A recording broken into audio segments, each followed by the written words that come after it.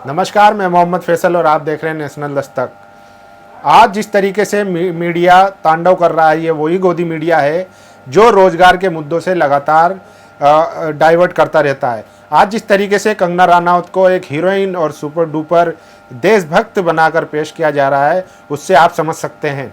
दोस्तों, आपको याद होगा 5 तारीख को जिस तरीके से युवाओं ने बेरोजगारी के लिए थाली ताली बजाई थी, उसको मीडिया ने रत्ती भर भी जगह नहीं दी थी। एक टिकर तक का नहीं चलाया था, कुछ चैनल को छोड़ के इक्का दुक्का। बाकी सोशल मीडिया के थ्रू ही ये पूरा कैंपेन चलाया गया। उसी को लेकर आज फिर युवाओं ने बेरोजगारी को लेकर रात 9 बजे 9:09 पर 9 मिनट के लिए दिया जलाना है। ये वही स्टाइल है जो मोदी जी ने कोरोना से महामारी के लिए लड़ने के लिए बनाया था। तो छात्रों ने भी उन्हीं की तरह उन्हीं को जवाब देने के लिए अब मन बना लिया है। आज जिस तरीके से कंगना रनौत को पेश किया गया है, पूरा मीडिया लगातार उसी की खबरें चला रहा है। इससे साफ जाहिर है कि जो मीडिया है वो किस तरीके से मोदी सरकार की विफलताओं को कवर अप करता है। हमने देखा है कि किस तरीके से लगातार जो है सरकार हर मोर्चे पर विफल रही है, चाहे रोजगार का मुद्दा हो, चाहे अर्थव्यवस्था का मुद्दा हो, चाहे जीडीपी का मुद्दा हो, चाहे स्वास्थ्य का मुद्दा हो। लगातार हर मोर्चे पर मोदी सरकार विफल रही है और उसको कामयाब तरीके से डाइवर्ट करने में गोदी उनका साथ रही है। अब तो ऐसे लोग कहने लगे हैं कि मीडिया मोदी जी को इस तरीके से कवर करती है कि मोदी सरकार को कुछ करने की ज़रूरत ही नहीं है। सारा काम जो पीआर का है वो मीडिया ने संभाल रखा है। पहले इमेज बिल्डिंग का काम किया था, अब उनको कवर अप करने का काम कर रही है। आज जिस तरीके से सुशांत, रिया चक्रवर्ती और कंगना रनौत और संजय राउत के मामले को लेकर लगातार टीवी पे डिबेट्स चल रही है, उसमें मॉब लिंचिंग की और बेरोजगारी की खबरें कहीं नज़र नहीं आती। अभी कल परसों ही हाल ही में आफ्ताब आलम जो कैब ड्राइवर थे, उनकी मॉब लिंचिंग कर दी गई, निर्मम हत्या कर दी गई।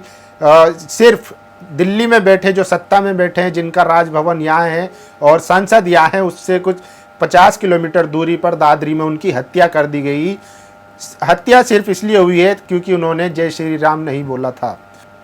तो आज का जो पूरा प्रकरण है जो कंगना रनौत का है, वो सीधा मुद्दे को डाइवर्ट करने का है। जिस तरीके से आज युवाओं ने एक कैंपेन किया, एक बड़ा प्रदर्शन किया, करने का प्लान है रात 9 बजे 9:09 पर। आप भी उसमें शामिल होइए और जहां भी है, जिस हालत में भी है, मोबाइल की टॉर्च, कैंडल, जो भी आपसे बन सके आप भी जलाइए और अपना विरोध दर्ज कराइए और उसकी वीडियो हो सके तो बनाकर हमारे नेशनल दस्तक पर हमारे चैनल को भेजिए और तमाम ऐसी सोशल मीडिया हर जगह लगाइए ताकि जो सत्ता में बैठे लोग हैं, जो बहरे हो चुके हैं, उनको सुनाई दे। क्योंकि गोदी मीडिया इन चीज़ों को कभी नहीं दिखाएगा।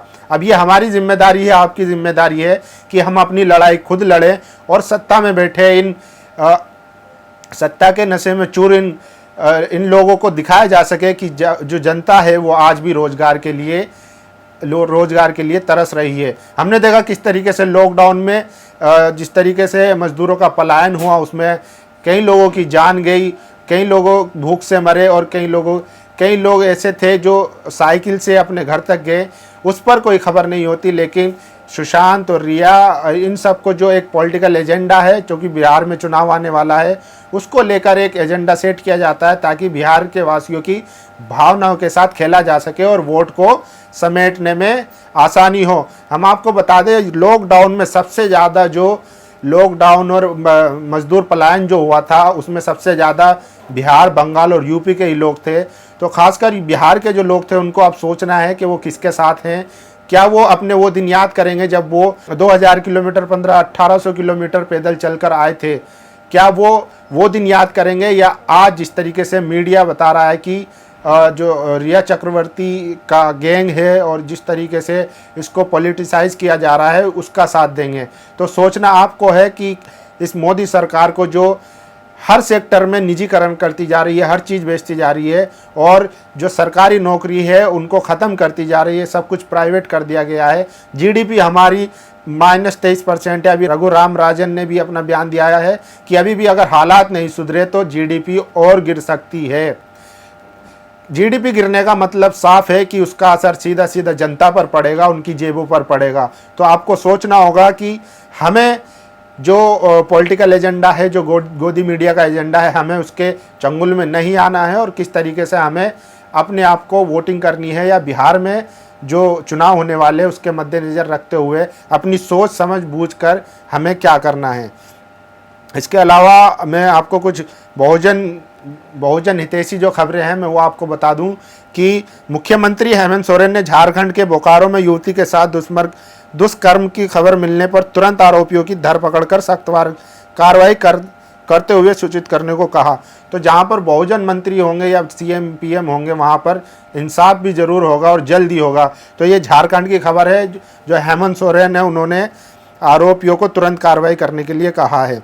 वहीं तमिलनाडु में बहुजन परिवार के साथ भेदभाव, अपर कास्ट के लोगों ने बहुजन परिवार की संपत्ति के चारों ओर बाड़ लगाकर अपना आना जाना किया प्रतिबंध। तो आप समझ सकते हैं जो जातिवादी लोग हैं वो किस तरीके से काम करते हैं। अभी कंगना रनौत ने कहा था कि किस तरीके से भारत में अब जातिवाद नहीं है, लेकिन ये बता रहा है, ये खबर बता रही है कि भारत में अभी भी जातिवाद है। जिस तरीके से इन लोगों ने लगाकर जो चारों तरफ जो तार लगाकर इन्होंने बायकॉट किया है, उससे आप समझ सकते हैं। दूसरी खबर यह है कि मध्य प्रदेश में चावल की गुणवत्ता से जुड़ा 250 करोड़ रुपए का घोटाला सामने आया है। माफिया और अधिकारियों की मिलीभगत की कही जा रही है बात।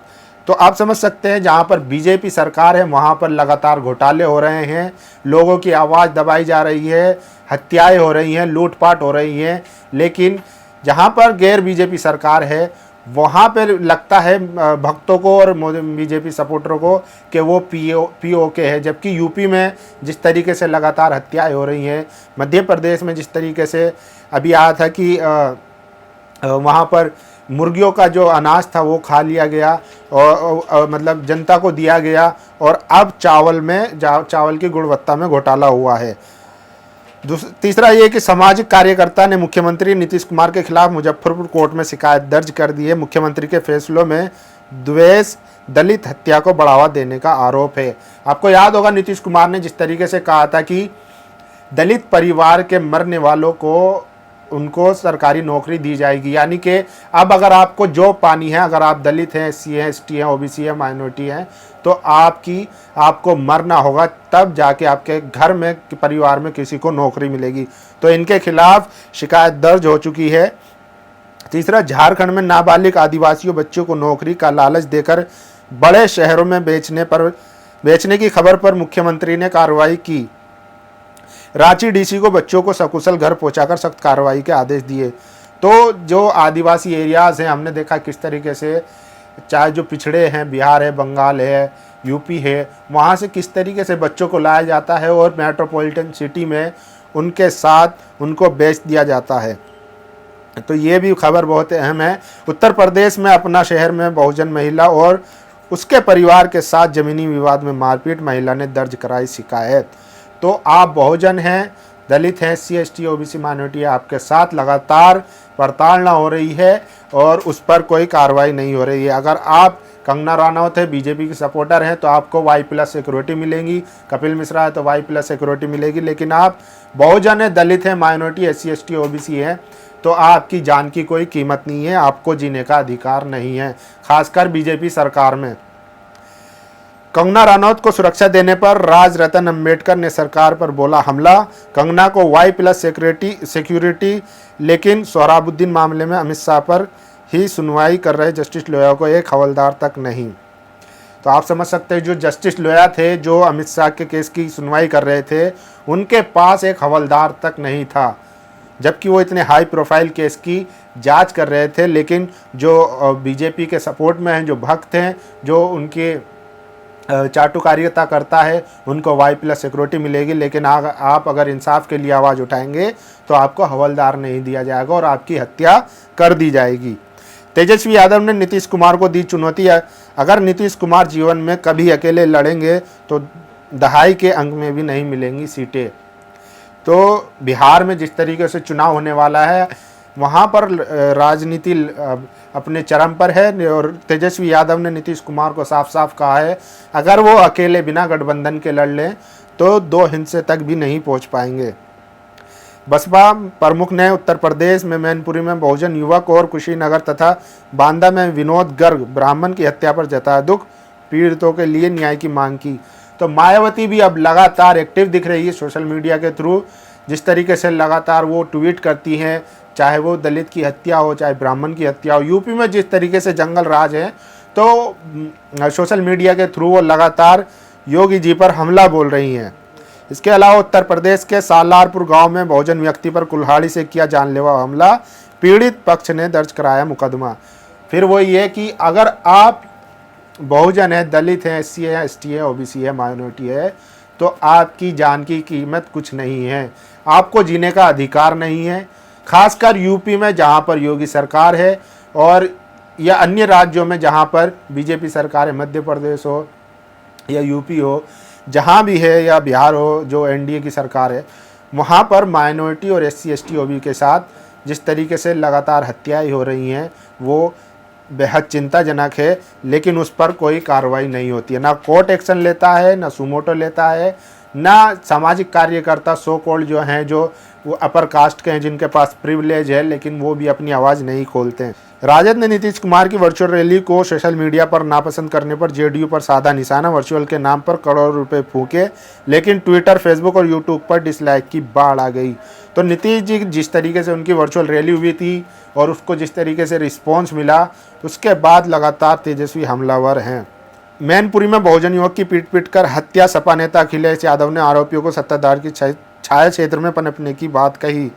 तो बहुजन नेता जो हैं वो अब समझने लगे हैं कि असल जो है वो सोशल मीडिया के थ्रू ही राजनीति की जा सकती है। और लगातार चाहे मायावती हो, अखिलेश हो, तेजस्वी हो, हेमंत सोरेन हो, लगातार वो ऐसा बहुजनों के लिए आवाज़ उठा रहे हैं। यूपी में खासकर जिस तरीके से हत्याएं हो रही हैं वो वाकई में चौंकाने वाला है।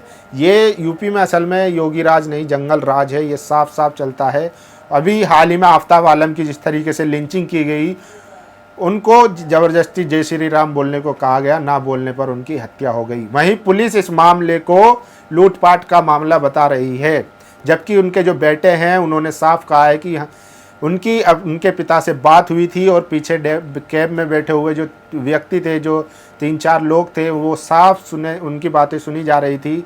वो कह रहे थे कि शराब पियोगे या जय श्री राम बोलो, और उसी के बाद बात करते करते फ़ोन कनेक्ट हो जाता है और कुछ देर बाद उनकी लाश मिलती है। तो ये सोचने का मुकाम है कि अगर आप एससी है, एसटी है, ओबीसी है, माइनॉरिटी है, तो आपकी जान की कीमत कुछ नहीं है। और गोदी मीडिया जिस तरीके से मोदी जी के जो पूरा षड्यंत्र है या जिस तरीके से वो फ्लोप रहे हैं हर मुद्दे पर, उसको कवर अप करने में माहिर हैं। आज उसी का नतीजा है कि जबकि छात्रों ने, युवाओं ने रात को 9:09 पर 9 तारीख को टॉर्च और लाइट वाला प्रदर्शन रखा है, तो ऐसे में कंगना और शिवसेना का प्रकरण चला दिया गया और पूरा दिन वही चलने वाला है, आज रात भर वही चलने वाला। लेकिन हमारे पास सोशल मीडिया है जो हमें ताकत देता है और अपनी बात रखने की हमें आज़ादी देता है। हम सोशल मीडिया के थ्रू अपनी बात रख सकते हैं।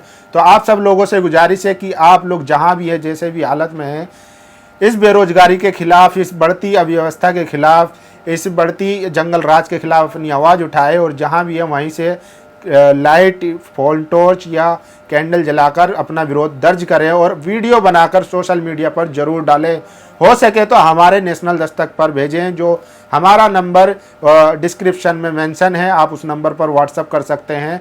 हम आपकी वीडियो ज़रूर जनता तक पहुंचाएंगे और जनता, सत्ता में बैठे लोगों तक भी पहुंचेगी और उनको पता चलेगा कि देश को असल में आज रोजगार की ज़रूरत है, ना कि कंगना और शिवसेना जैसे मुद्दों की। उनका मुद्दा आपस का मुद्दा है, दोनों मराठे हैं, एक तरफ झांसी की रानी है, एक तरफ शिवसेना है, तो दोनों आपस में लड़ रहे हैं। हमें बहुजनों का इससे लेना देना नहीं है।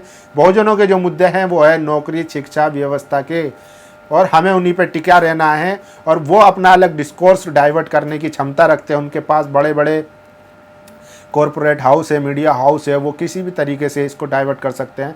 हमारे पास छोटे छोटे मौके आते हैं, सोशल मीडिया है, आज वो मौका है रात को 9 बजे। ज़रूर आप इसमें सहयोग दें और बढ़ चढ़ कर हिस्सा लें। आप लोगों की क्या राय है? जो जिस तरीके से मीडिया कंगना रनौत को कंगना रनौत का प्रकरण चला रहा है, बीएमसी उसका घर ऑफिस गिराती है तो वहाँ का कोर्ट जो है स्टे लगा देता है। लेकिन दिल्ली में 48,000 झुग्गी हटाने का आदेश सुप्रीम कोर्ट देता है, उस पर कोई बहस नहीं होती है, ना उस पर कोई चर्चा होती है, क्योंकि वो जो झुग्गियाँ होगी उसमें ज़्यादातर दलित, SC, ST, OBC और माइनॉरिटी होंगी। ये आप सब लोगों को पता है। और इनकी कोई कीमत नहीं है, इन्हें जीने का अधिकार नहीं है, इन्हें रहने का अधिकार नहीं है, इन्हें खाने का अधिकार नहीं है, इन्हें किसी चीज़ का अधिकार नहीं है। अगर आप बीजेपी से जुड़े हुए हैं तो आपको सारे अधिकार हैं। तो अपनी राय जरूर दें। Thank you. नेशनल दस्तक की आपसे गुजारिश है कि अगर इसको बचाना चाहते हैं तो नेशनल दस्तक को सब्सक्राइब करने के लिए रेड कलर के सब्सक्राइब बटन को दबाएं, फिर बेल आइकन की घंटी दबाएं। नेशनल दस्तक को बचाने के लिए बहुत जरूरी है कि हर खबर को शेयर करें, लाइक करें, कमेंट जरूर करें।